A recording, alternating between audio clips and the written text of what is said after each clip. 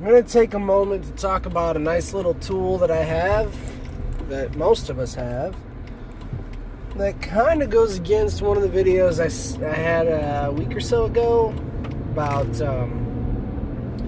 convenience, the convenience factor, making our lives, making it easier to be lazy. But this is one of those that I think if it's used properly, still encourages you to think. And actually, I'm going to prove that it does here in just a second.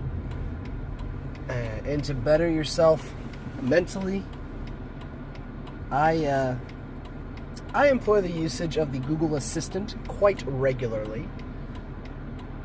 It's available for most smartphone devices these days. Sorry, I'm not looking at you. I'm watching the traffic to make sure I can pull out. Okay, so the Google Assistant is an extension of the Google app on your internet-connected device.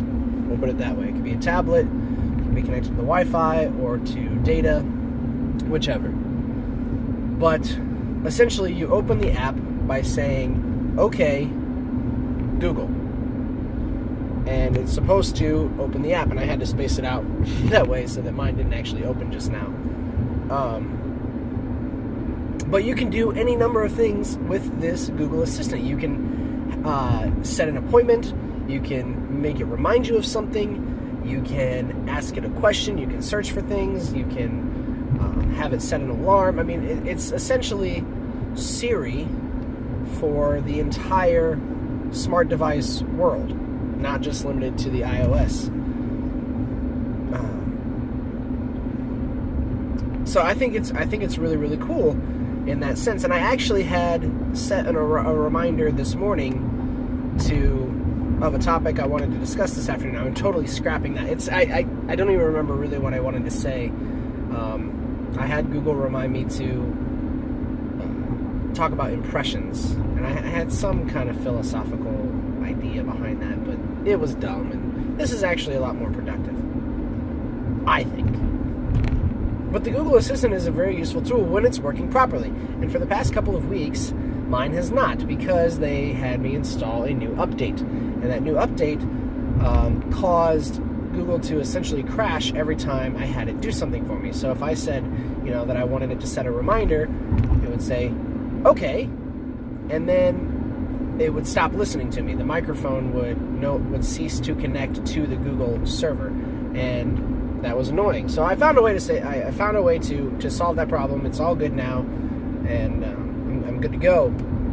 But another really cool feature that I just explored is Mad Libs. If you ask Google to play Mad Libs with you, it will give you all of the parts of speech that you need to fill in, or all the blanks that you need to fill in, and then it will read back your Mad Lib story to you, which I think is really fun. Something that you can do individually, like, I don't know, in the car when you have nothing else to do.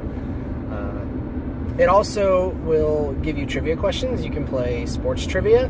You can just say, "Hey Google, I want you to ask me a question," and it will give you a bunch of trivia questions with multiple choice answers. And it's all audio based. I mean, you don't have to touch any buttons at all. It's completely hands-free, so it's no different than what I'm doing right now. And it's legal, it's safe, and it gives you something to do when you don't have anything else to do. It will also, there's another one that says practice mindfulness, which essentially Google plays a 2 to 3 minute audio track where it encourages you or helps you to relax. It gives you some things to stimulate your thought or to empty your mind of thought. They call it practicing mindfulness, but I think it's meditation / hypnosis. So I'm not going to do that one in the car. It's probably a bad idea. But just some really cool features that Google has set up into this app, and I encourage you, if you don't use the Google Assistant, to try it. It's available on iPhone. It's available on Android. It's part of the Google server, so it has access to everything Google has access to, which is essentially what Siri does, or what Bixby does, or any of those specialized apps for specialized services. But because they all search through Google in the end, so why not just go straight to the source with the Google Assistant? It doesn't use hardly any data from your phone. It doesn't store anything because it's all cloud-based. I mean, so it takes up no room on your memory, and it's a really, really great tool. So I've just been exploring it more and more. I think it's extremely awesome. It'll search things for you. It'll read to you. It'll play back voice reminders, all sorts of stuff. So give it a try if you're looking for something like that. This is not a sponsored video, obviously. I don't even have 200 views on these videos, so obviously Google did not reach out to me or pay me anything to say this. Although if they wanted to, if this eventually got back to them, great, because my YouTube account is connected to a Google account, so they have to know about it in some way, shape, or form, right? I mean, Big Brother is always watching. Read you some 1984, folks, if you're not familiar with that saying. Going back over. So that's pretty much all I have to say.